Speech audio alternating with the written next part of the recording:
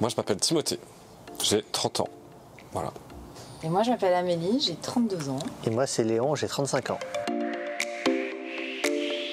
Moi, avant, j'étais ingénieur dans l'environnement. J'ai bossé dans la qualité de l'air et l'assainissement. Et je fais ça pendant 4-5 ans et ça m'a plu, mais pour des raisons dont on pourra parler après, j'ai switché vers le maraîchage et vers le diplôme de l'EFR. Moi, j'étais responsable commercial sur Paris pendant 7 ans, dans le financement de projets informatiques, donc rien à voir. Et j'ai quitté mon boulot en quête de quelque chose qui avait plus de valeur et de sens pour moi. J'étais ingénieur qualité dans l'industrie pharmaceutique, en Bretagne et dans la vallée de la chimie. J'ai voulu me diriger vers l'agricole et en fait le diplôme qui était un peu l'étape obligée, c'était le BPREA, puisque ça permettait d'avoir la capacité agricole et puis surtout ça permettait d'avoir vraiment les bases sur comment construire un modèle économique, financier au-delà de la partie technique.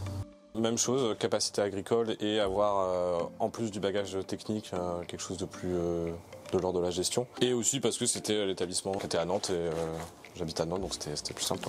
C'est vrai qu'avoir un établissement en fait, dans la ville où on habite, en fait, c'est mieux. Et surtout, ça permet de faire du présentiel, alors qu'il y a beaucoup d'établissements en fait, qui font du distanciel. Et ça crée aussi un esprit de promo, un esprit de corps en fait, qui aide bien en fait, à poursuivre l'aventure.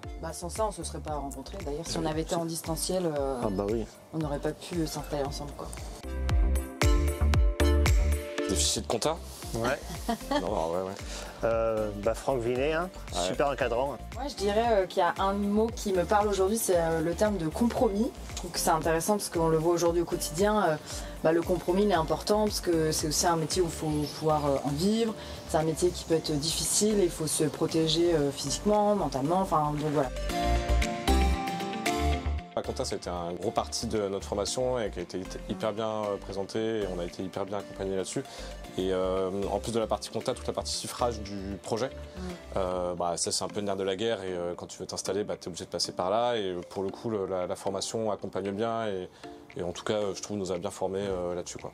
Le fait d'être à Nantes aussi permet d'avoir beaucoup d'entreprises en fait, maraîchères et ce qui donne en fait, pas mal d'opportunités de stage en fait, pour les étudiants en fait, de la formation, ce qui n'est pas forcément le cas dans d'autres régions.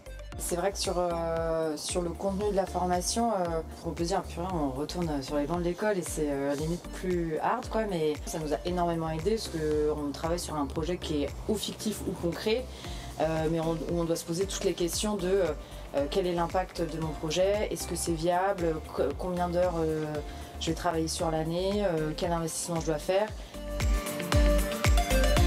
Dès la fin de la formation, on a eu l'opportunité de s'installer au Sorinière, dans l'ancienne tenue maraîchère d'Olivier Durand, qui a arrêté son activité en 2024, où j'étais en stage pendant la formation BPREA.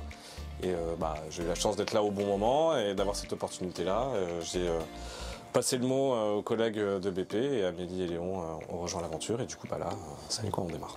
Aujourd'hui, on produit des légumes, on vend des légumes et on a vendu des plants pendant 3 jours et ça a très très bien marché.